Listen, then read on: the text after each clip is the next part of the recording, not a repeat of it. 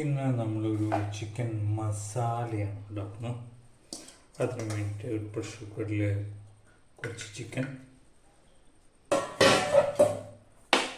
കുറച്ച് green peas, ഞാൻ frozen ആണ് എടുത്തിരുന്നത്. അതിലേക്ക് ഒരു സ്പൂണോളം ഉപ്പ്,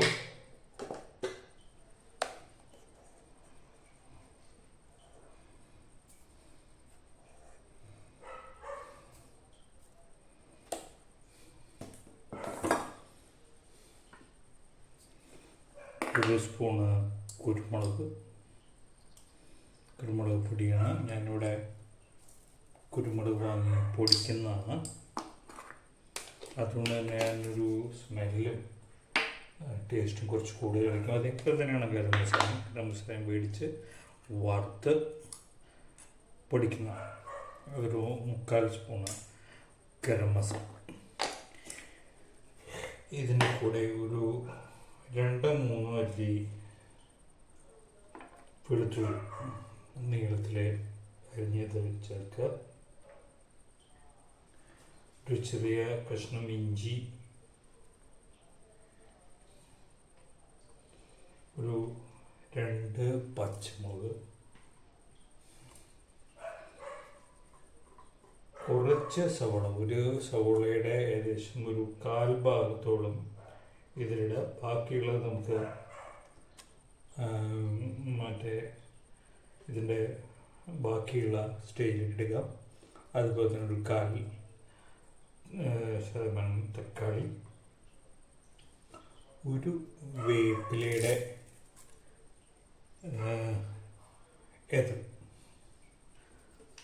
കുറച്ച് വെള്ളം, ഏകദേശം 1 കപ്പോളം വെള്ളം ഒഴിക്കുക.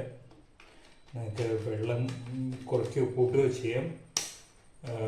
ഈ വെള്ളമാണ് നമ്മുടെ കറിയുടെ ഗ്രേവിയായിട്ട് നമുക്ക് കിട്ടുക.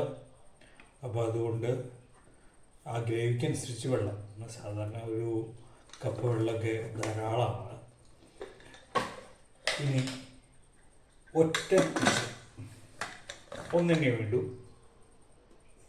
കൂടിപ്പോയാൽ 2, അതിന് കൂടുതൽ ആവശ്യമില്ല. കാരണം ചിക്കനാണ്, പെട്ടെന്ന് വേവും. അപ്പോൾ ചിക്കൻ ഷോപ്പ് ചെയ്തു, കുക്കറാക്കി വെച്ചു. ഞാൻ ഒരു ചട്ടി അടുപ്പിൽ വെച്ചിട്ടുണ്ട്. ചട്ടിയിലേക്ക് ഒരു കഷ്ണം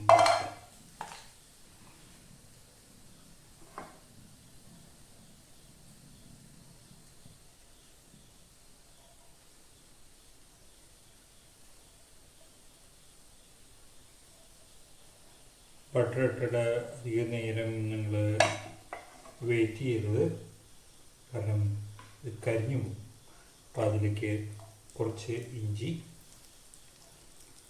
കുറച്ച് വെളുത്തുള്ളി,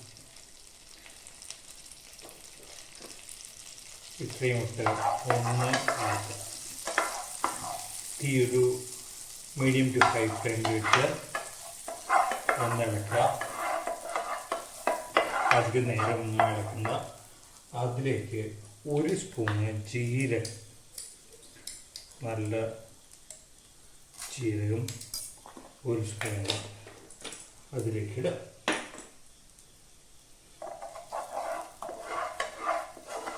വീണ്ടും ഇളക്കുക.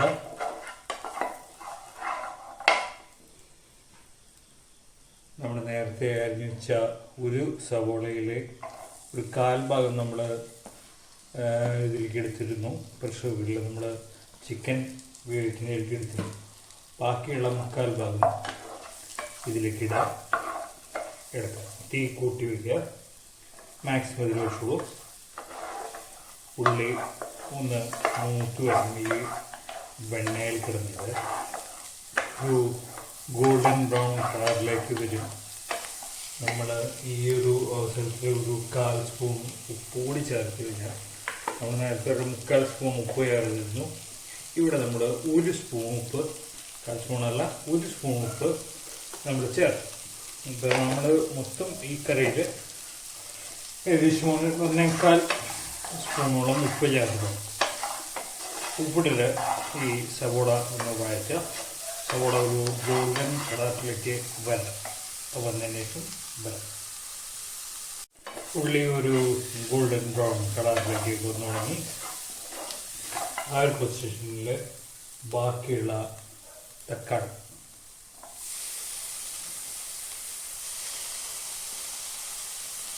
നമ്മൾ ഒരു ചെറിയ ഭാഗം, ഒരു കാൽ ഭാഗത്തോളം നമ്മൾ ചിക്കനിലേക്ക് ഇട്ടിരുന്നു. ബാക്കിയുള്ള കൽപ്പങ്കോളം തക്കാളി ഇതിനകത്തേക്ക് ഉടഞ്ഞ് ചേരണം. ഉടഞ്ഞ് ചേരുന്നതിനായിട്ട് ഇതൊന്ന് അടച്ചു വയ്ക്കും. തീ നേരത്തെ ഒന്ന് മാറി ഒരു മീഡിയം ഹൈ ഫ്ലെയിമിലേക്ക് വെക്കാം. തക്കാളിക്ക് നന്നായിട്ട് വെന്തു. അതിലേക്ക് തക്കാളിക്ക് നന്നായിട്ട് വെന്തു. അതിലേക്ക് ഇനി പൊടികൾ ഇടാം. ഒന്ന് ഇളക്കുക. ഒരു 1/4 സ്പൂൺ മഞ്ഞൾപ്പൊടി,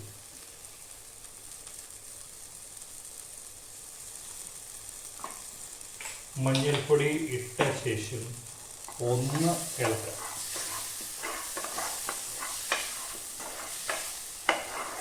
രണ്ട് ഗുണങ്ങളാണ്. ഒന്ന്, ഇതിനകത്തൊരു പച്ചമുളക് കഷ്ണം നേരത്തെ വീണിട്ടുണ്ടായിരുന്നു, അത് അതിനകത്ത് വെക്കുന്നുണ്ട്, ഞാൻ എടുത്തിട്ടില്ല.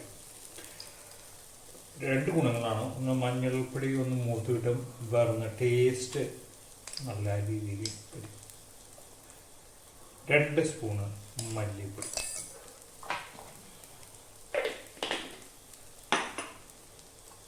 സമയമുണ്ടെങ്കിൽ മാത്രം ഇങ്ങനെ ഓരോന്നിട്ടും ഇളക്കുന്നത് നടക്കുകയുള്ളൂ. മല്ലിപ്പൊടി ഇട്ട ശേഷം ഒന്ന് ഇളക്കുക. മല്ലിപ്പൊടി കുറച്ച് നേരം ഒന്ന് മൂക്കേണ്ടതുണ്ട്. എല്ലാ കറികളും മല്ലിപ്പൊടി മൂക്കാൻ കൂടുതൽ സമയമെടുക്കും. അപ്പോൾ അതുകൊണ്ട് മല്ലിപ്പൊടി ഇട്ട് ഒന്ന് ഇളക്കുക. അത് കഴിഞ്ഞാൽ ഒരു 2 സ്പൂണ് മുളക് പൊടി. ഞാനിവിടെ കാശ്മീരി മുളക് പൊടിയാണ് എടുക്കുന്നത്. അപ്പോൾ അവിടെ എരിവ് കുറച്ച് കുറവായിരിക്കും, അതേസമയം കളർ ഉണ്ടാവുകയും ചെയ്യും. അതിലേക്കൊരു 2 സ്പൂണ് ചിക്കൻ മസാല.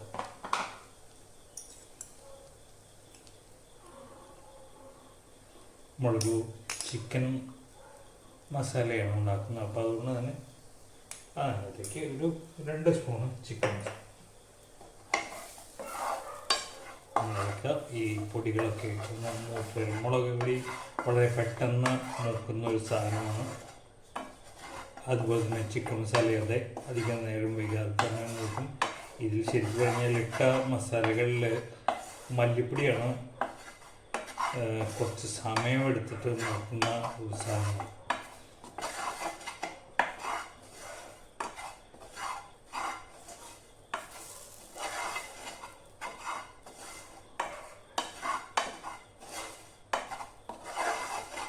മസാലകളൊക്കെ മൂത്തുന്ന ആ ഒരു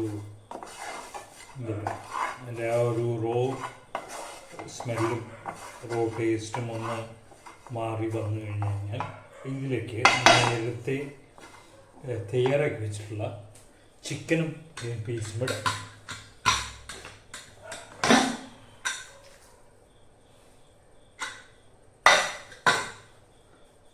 അത് ആ വെള്ളത്തോടു കൂടി ഇതിനകത്തേക്ക് ഇടാം. നമ്മുടെ ഗ്രീൻ പീസ്, സവോളയും തക്കാളിയും കുരുമുളകും ഒക്കെ ഇട്ടിട്ടാണ് ഇതായിട്ടുള്ളത്. ഇതെന്തിനാണ് ഇങ്ങനെ വെക്കുന്നത് വെച്ച് കഴിഞ്ഞാൽ, ഇങ്ങനെ വേവിച്ച് കഴിഞ്ഞാൽ ആ ഗ്രേവിക്ക് ഒരു ചിക്കൻ്റെ ടേസ്റ്റുണ്ട്. വെറുതെ വെള്ളം ഒഴിക്കുമ്പോൾ നമുക്ക് ആ ടേസ്റ്റ് വരും. അത് മാത്രമല്ല ചിക്കൻ ഓൾറെഡി നന്നായിട്ട് വെന്തിട്ടുണ്ടാവും. ഇപ്പം ഈ മസാലയിൽ കിടന്നിട്ട് ബാക്കിയുള്ള വേവ് കൂടി ആയിക്കോളും. വളരെ പെട്ടെന്ന് തന്നെ നമുക്ക് കറി ഫിനിഷ് ചെയ്യാൻ പറ്റും.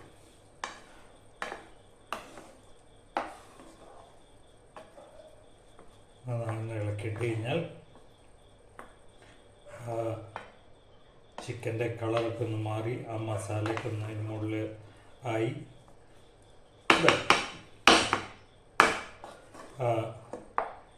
വെള്ളം അത്രയും മതി. ഇത്രയുമായി കഴിഞ്ഞ് കഴിഞ്ഞാൽ ഒന്ന് അടച്ചു ഒരു 2-3 മിനിറ്റ് നേരം ഇങ്ങനെ ഒന്ന് തിളച്ചിട്ട് അത് തിളച്ചു കഴിഞ്ഞു. നല്ല തിളവുന്നു. തിളകിടപ്പം തന്നെ അതിൻ്റെ സൈഡിലൊക്കെ വെണ്ണ അധികം ഇല്ലാത്തതുകൊണ്ട് എണ്ണയുടെ ഒരു അംശം അധികം ഇല്ലാത്തതുകൊണ്ട് അധികമായിട്ടുണ്ടാവില്ല. പക്ഷെ നല്ല വെണ്ണയൊക്കെ വന്നിടണം. നിങ്ങൾക്ക് വേണമെങ്കിൽ ഇത് ഒന്നുകൂടി ഡ്രൈ ആക്കാം. പക്ഷെ ഞാനിവിടെ ഡ്രൈ ആക്കുന്നില്ല. ഇതൊന്ന് ഇരുന്ന് കഴിഞ്ഞാൽ ഒന്ന് കുറുകും. അപ്പം അതുകൊണ്ട് കൂടുതൽ ഡ്രൈ ആകണ്ട. ഇതിലേക്ക് ഒരു 1/2 സ്പൂൺ ചില്ലി സോസ്,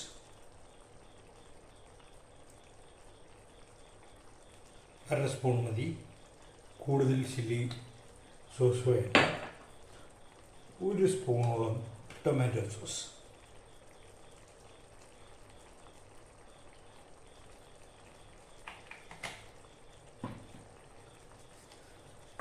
നന്നായി ഒന്ന് ഇളക്കുക.